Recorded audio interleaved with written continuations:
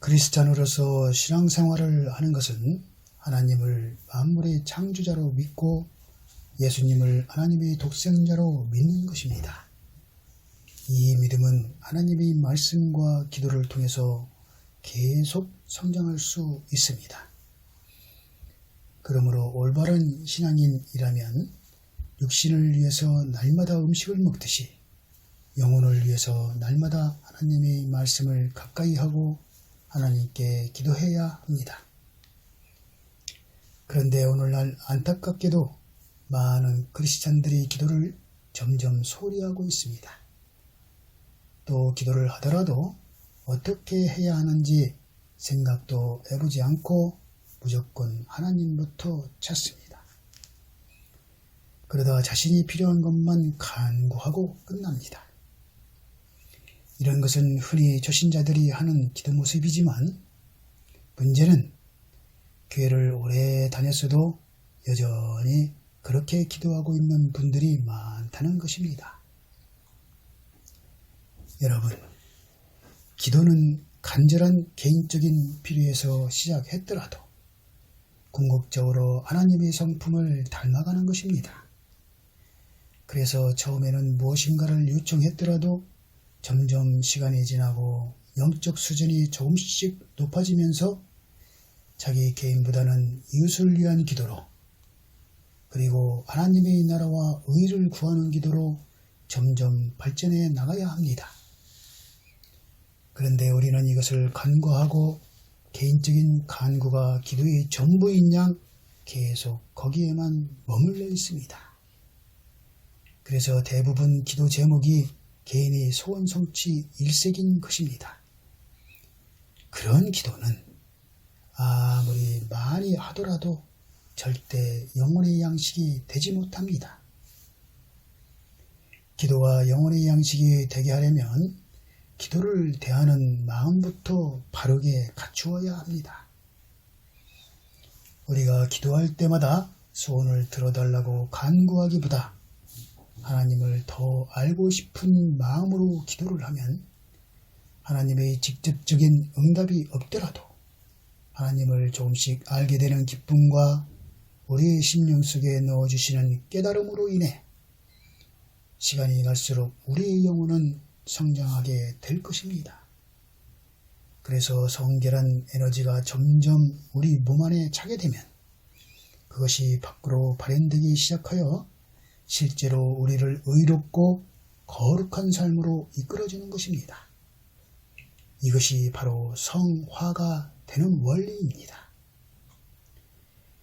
그러므로 기도를 하려면 가장 먼저 내 안에 진리의 영이신 성령님을 초대해야 합니다. 성령님은 우리를 성화의 길로 인도하시는 안내자이자 기도의 동역자이십니다. 성령님이 함께 할 때 우리의 기도는 기름 붓듯 강력한 힘을 가지게 됩니다. 그래서 사도 바울도 에베소서 6장 18절에 항상 성령 안에서 기도하고 이를 위하여 깨어 구하기를 항상 힘쓰라 고 당부한 것입니다. 성령님을 초대하는 것은 시편 51장 10절에 하나님이시여 내 속에 정한 마음을 창조하시고 내 안에 정직한 영을 새롭게 하소서 라고 한 것처럼 내 영혼이 순결하기를 하나님께 간구하는 것입니다. 내 영혼이 순결하지 않으면 아무리 기도를 해도 성령님은 내 안에서 역사하지 않으십니다. 그러므로 기도할 때는 사사로운 욕심을 버리고 순결한 마음을 가지도록 노력해야 합니다. 다음으로 기도를 하면서 겸손한 마음으로 자신의 생활을 돌아보아야 합니다. 어떤 사람이라도 자신이 하루를 어떻게 보냈는지 돌아보지 않는다면 그 사람은 앞으로 나아가려는 마음이 없는 것입니다. 하물며 하나님 앞으로 나아가려는 사람이 자신이 어떻게 살고 있는지를 항상 살피지 않는다면 진정한 크리스천이라고 할 수 없을 것입니다. 기도를 하면서 자신의 생활을 곰곰이 돌아보게 되면 자신이 잘못한 것이나 부끄러운 것, 그리고 부족한 것들이 의도하지 않아도 생각이 나게 됩니다. 그래서 자신의 잘못을 고칠 수 있고 부족한 것을 채울 수 있는 것입니다. 이것은 일종의 회개로서 모든 기도자는 회개의 단계를 거쳐야 더 깊은 기도로 나아갈 수 있습니다. 그러므로 기도를 하면서 겸손한 마음으로 날마다 자신을 돌아보는 것은 매우 중요합니다. 그 다음으로 하나님께 나의 모든 것에 대한 감사하는 마음을 가져야 합니다. 감사하는 마음은 회개와 더불어 기도자의 가장 기본적인 자세로 감사를 드리다 보면 긍정적인 에너지가 생성되기 때문에 차츰 복잡한 생각이 정리되고 감정의 기복이 줄어들게 되면서 마음이 안정됩니다.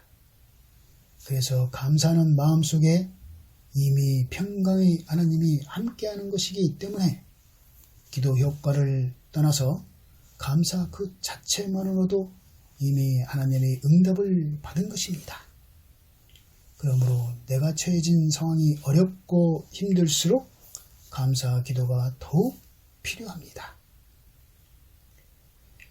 만약 기도가 잘 되지 않으면 기도 대신 찬양이라도 하는 것이 좋습니다. 찬양은 감사 기도의 또 다른 표현 방식으로 음악으로 기도하는 것입니다. 실제로 찬양을 하면서 은혜 받는 경우도 많습니다. 그리고 기도하는 사람은 자신의 감정을 잘 조절하면서 평상심을 가지려고 노력해야 합니다. 기도는 원래 기도자의 감정에 많은 영향을 받습니다. 여러분도 화가 나거나 누구를 미워한 후에 기도를 하면 기도가 잘 되지 않는 것을 경험해 보셨을 것입니다. 그러므로 기도할 때는 분노, 시기, 질투 등 기도에 방해가 되는 부정적인 감정들이 일어나지 않도록 주의해야 합니다. 그리고 나쁜 일이 있더라도 마음이 요동치지 않도록 노력해야 합니다. 물론 이것은 마음대로 잘 되지 않지만 크리스찬이라면 기도를 통해서 자꾸 훈련해야만 합니다. 이렇게 평상심을 가지려고 노력하다 보면 점점 마음의 중심이 생겨서 일상생활에서도 유혹에 쉽게 흔들리지 않게 되고 매사에 긍정적인 자세를 가지게 됩니다.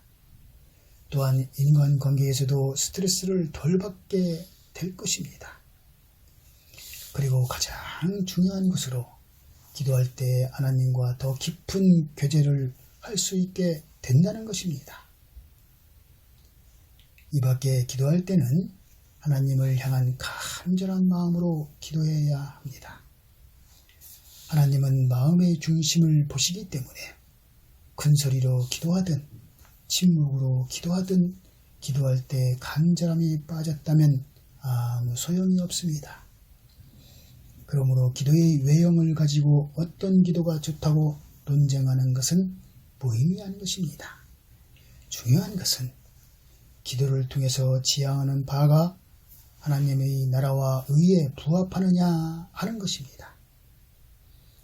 능숙한 말로 막힘없이 기도해도 하나님을 향한 간절함이 빠지면 중언부언일 뿐이고 간절함을 담은 주여 한마디만으로도 모든 기도가 끝날 수도 있습니다. 결국 기도는 간절한 마음으로 지금 처한 상황과 자신의 성향 그리고 때와 장소에 맞게 기도하면 되는 것입니다. 신앙생활은 내 자신을 깨끗하게 닦아내는 과정입니다. 그래서 기도를 통해 영성을 회복하는 일은 하나님도 예수님도 그 누구도 대신해 주지 못합니다. 오로지 내 스스로 해야만 하는 일입니다. 그러므로 기도는 죽는 날까지 쉬지 않고 일상 속에서 꾸준히 하는 것입니다. 그리고 하나님이 항상 내 기도를 보고 계시다는 것을 믿어야 합니다. 실제로 우리의 죄를 모두 기록하듯이 우리의 기도도 모두 보고 계십니다. 이런 생각을 가지고 기도해야 시종일관 경건하고 겸손한 태도를 유지할 수 있습니다.